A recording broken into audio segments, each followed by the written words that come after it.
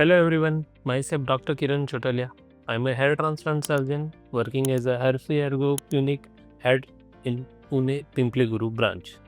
तो दोस्तों आज हम एक यूनिक केस स्टडी आपके सामने प्रेजेंट करने जा रहे हैं। ये केस स्टडी में हमने ग्रेड 3-4 बाल्डनेस एक पेशेंट था जिनका पूरा हेयर ट्रांसप्लांट जर्नी यहाँ पे हम दिखा रहे हैं। Let's go through and let's start.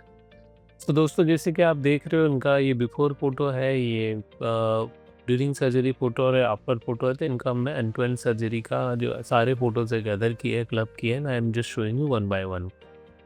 तो दोस्तों ये पेशेंट का हेयर ट्रांसप्लांट हमने लास्ट ईयर किया था। उनका ग्रेड ऑफ बाल्डनेस 2-3 था। डेफिनेटली आपका भी अगर हेयर ट्रांसप्लांट करना है तो आपका बाल्डनेस का लेवल जानना बहुत ज़रूरी है। अगर आपका ग्रेड ऑफ बाल्डनेस आपको पता चलता है, आप नंबर ऑफ ग्राफ्ट्स और प्लानिंग वो सारी इसके हिसाब से कर सकते हैं।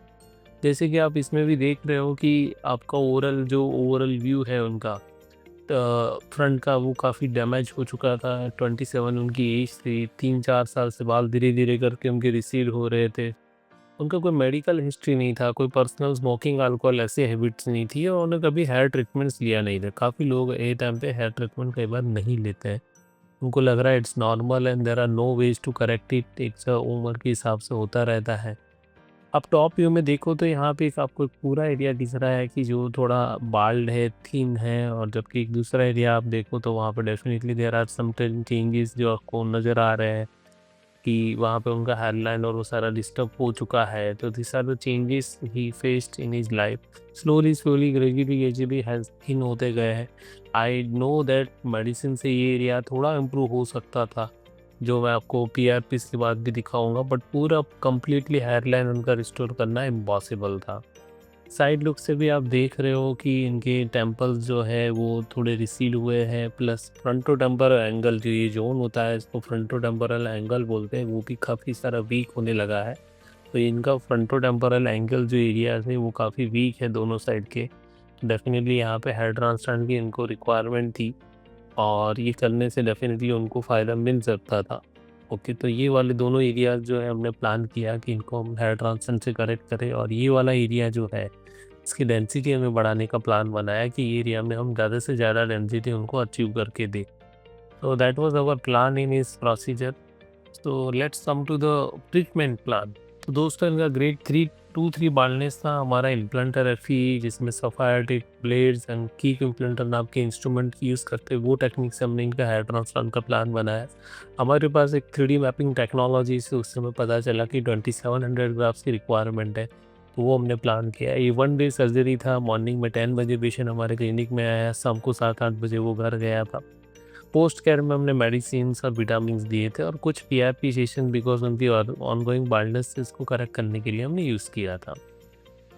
तो you can see as per इस फॉरहेड हमने एक हेयरलाइन डिसाइड की है कि ये वाले एरिया में हमने ओवरऑल अनइवन जिगजैग में हेयरलाइन प्लान करी है।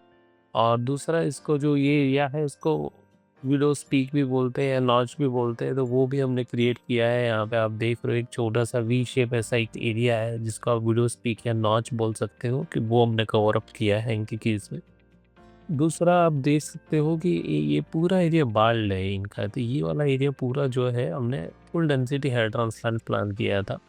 दूसरा एक यहाँ पे भी एक मार्किंग है, तो ये एरिया में बालों की क्वालिटी थोड़ी बेटर थी compare to other remaining areas. तो ये एरिया में जो हेयर्स थे वहाँ पे हमने फिलिंग किया है, फिल इन द ब्लैंक्स किया है, जो आपको भी नेक्स्ट स्लाइड में भी मैं जब प्लांटेशन हुआ है तब आपको दिखा पाऊंगा मैं। तो ये जो बेबी हेयर से काफ़ी लोग पेशेंट पूछते हैं सर ये वाले बाल तो आगे जाके ग्रो कर सकते हैं। हाँ भाई, ये मेडिसिन से इम्प्रूव होते हैं बट इनकी लाइफ का कोई भरोसा नहीं।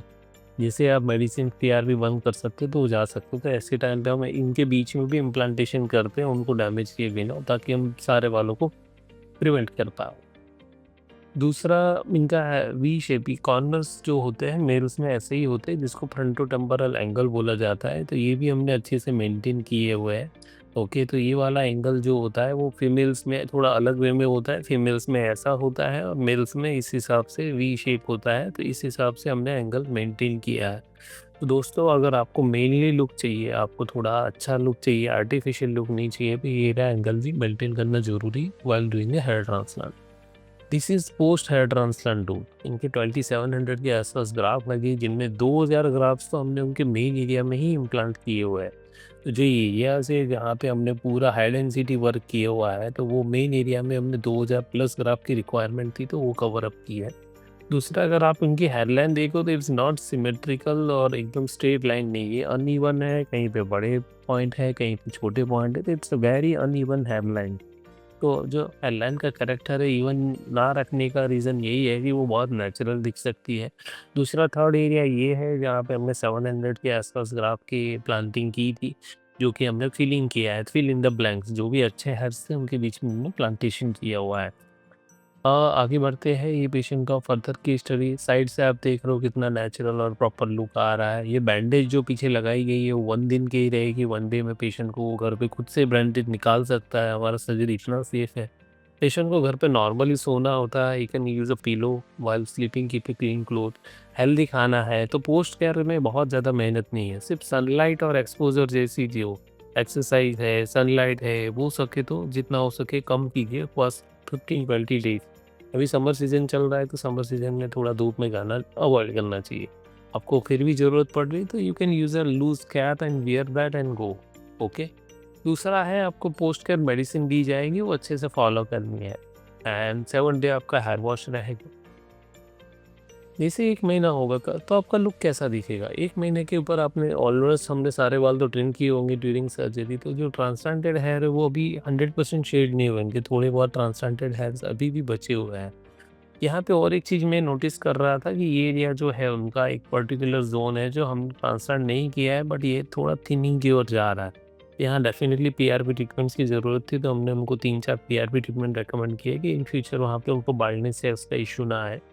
हेडलाइन बहुत नेचुरल दिख रही थी, उनका डोनर एरिया भी ऑलमोस्ट हील हो चुका है। आपको हल्का-फुल्का नोटिस हो रहा होगा कि यहाँ से बाल कलेक्ट किए गए हैं, ओके। बट ये डेफ़िनेटली इम्प्रूव करने वाला है कि आगे जाके वो अपने आप पूरा नॉर्मल हो जाता है, तो डोनर एरिया भी इनका ऑलमोस्ट इंटैक्ट है, नॉर्मल है। छोटे बालों में समझ में नहीं आ रहा है, ओके। नेक्स्ट अभी आते हैं तो उनका डाइट और केयर। तो आगे जाके उनको हमने मिनॉक्सिडिल, विटामिन्स, अच्छी लाइफ़स्टाइल और हेल्दी डाइट फ़ॉलो करने को बोला गया था। 2 महीने पे उनके ओरिजिनल हेयर्स थे, जो हमने बताया कि आपके जो उनके ओरिजिनल हेयर्स थे वो सारे वापस आ गए, तो उनको कोई डैमेज नहीं हुआ, ओके। दूसरा, उनके जो ट्रांसप्लांटेड एरिया है आप देख रहे हो ऑलमोस्ट श्रिंक फेज़ में है, तो ये वाला जो ज़ोन है वो प्योरली ट्रांसप्लांटेड ही है, इसमें कोई नया बाल जो भी आने वाला है ट्रांसप्लांट के थ्रू ही आने वाला है।